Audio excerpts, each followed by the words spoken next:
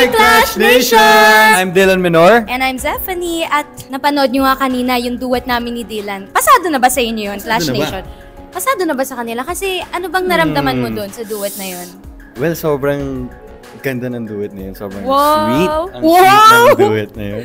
Wow. Ikaw, what do you think about it? Ako, feeling ko magagawa pa natin best natin para matapatan natin yung mga pasabog talaga sa The Clash eh. Kasi ibang-iba talagang grabe, di ba? Pero ito na nga, Clash Nation.